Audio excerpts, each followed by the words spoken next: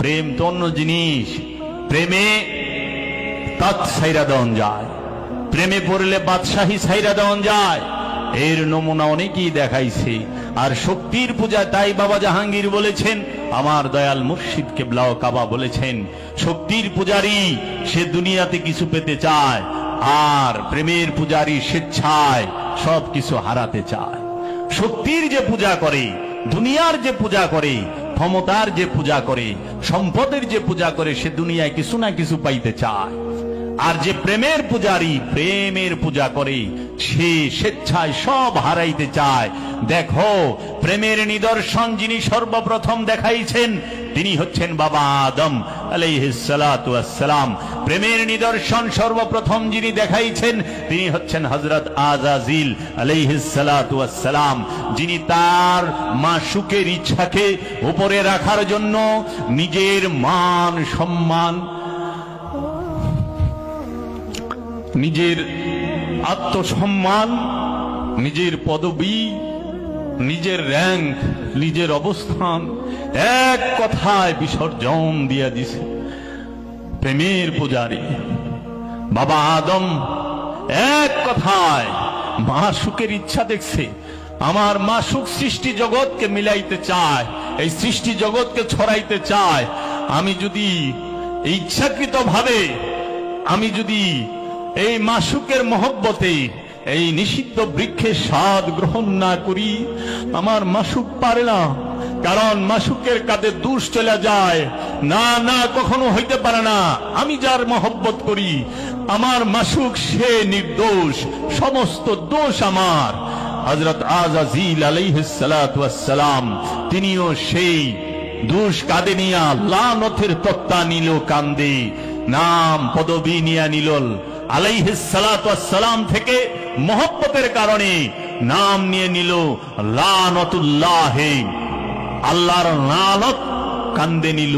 প্রেমের জন্য জাহান্নামে যাইতেও প্রেমিক প্রস্তুত, মাশুকের জন্য হাসতে হাসতে জাহান্নামে যাইতে পারে প্রেমিক।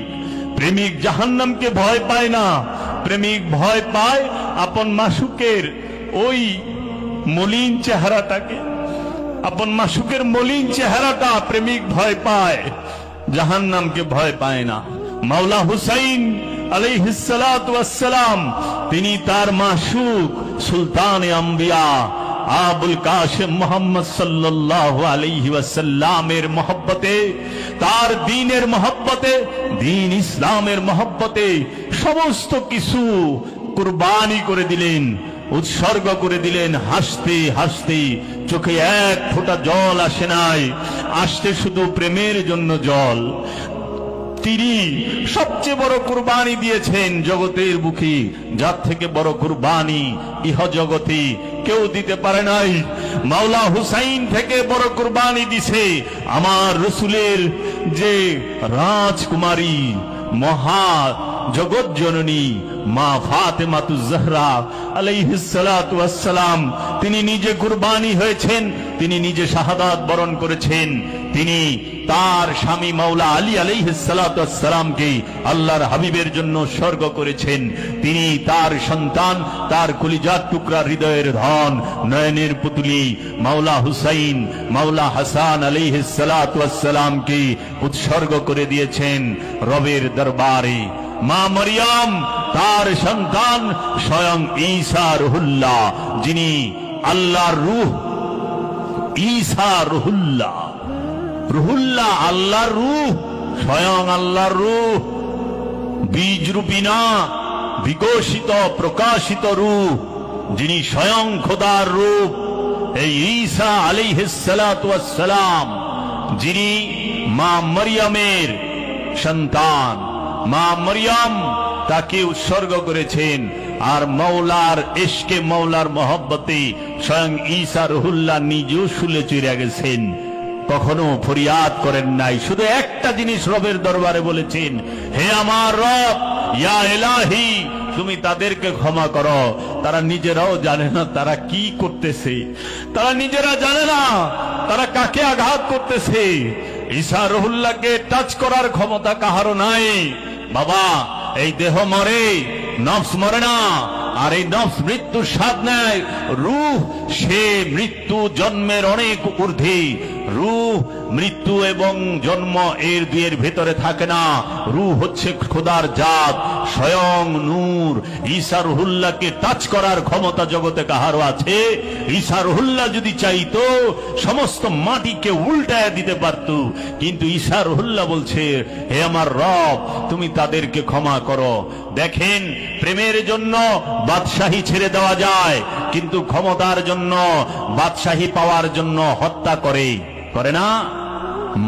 মহিষী জননীকে, গর্ভধারিণী মাকেও হত্যা করেছে দারায়ুস, বাদশা দারায়ুস, সে তার মাকে হত্যা করেছে, মহিষী জননীকে। অথচ প্রেমের জন্য ইব্রাহিম আদহাম ভালকি, যিনি ভালকের বাদশাহ, তিনি বাদশাহী ছাইরা দিছে। কেন? ইব্রাহিম আদহাম ভালকে একদিন তিনি তার রুমের মধ্যে শুয়ে আছেন, বাদশার যে কামরা, সেই কামরায় শুয়ে রয়েছেন। এমন সময় দেখে ছাদে কিছু হাঁটার আওয়াজ পাওয়া যায়। তখন ওইখানে হাঁটতেছে কে যেন। এমন সময় ইব্রাহিম আদহাম ভালকি জিজ্ঞেস করেন, ছাদের উপরে কে? কোন বেদব এখানে হাঁটতেছে? তখন ওই ছাদের উপর থেকে হাঁটতেছে যে, আমি কোনো বেদব নই। তখন বলছে, না, তুমি বেদব না, তো তুমি কেন ছাদের উপরে হাঁটতেছ? বলে যে, আমার একটা উট হারায় গেছে, আমি ছাদের উপরে উট খুঁজতে আছি। তখন বলল, তুমি বেদব না ঠিক আছে, কিন্তু তুমি একদম বোকা, পাগল। পাগল না হইলে কেউ ছাদের উপরে উট খুঁজে? যেটা সিঁড়ি নাই, বাইর দিয়া কিচ্ছু নাই, ছাদের উপরে উট খুঁজ। তখন ইব্রাহিম আদহাম বলকিকে বললেন, তার মুর্শিদ কিবলা ও কাবা, সে বললেন, তুমিও তো তাই করতেছ, ছাদের উপরেই উট খুঁজতাছ। তুমি যে আমারে পাগল কও, বোকা কও, সবচেয়ে বড় পাগল তো তুমি। বাদশাহীর মধ্যে শান্তি খুঁজতাছ, বাদশাহীতে শান্তি নাই।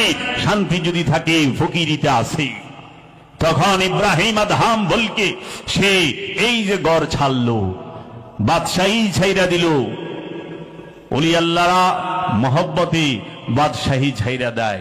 তাই বাবা, আজকের সমাজে আদমকে সেজদা, আল্লাহর যতটি হুকুম আছে, বেশিরভাগ হুকুমের বিরোধিতা বর্তমান সমাজ করতেছে। বর্তমান সমাজের এক শ্রেণী আলেমরা করতেছে তাদের স্বার্থের জন্য, তাদের ধর্ম ব্যবসার জন্য। তারা সবচেয়ে বড় দেখে ব্যবসাকে, প্রেমকে দেখে না। কারণ ব্যবসায়ীর কাছে প্রেমের কোনো দাম নাই।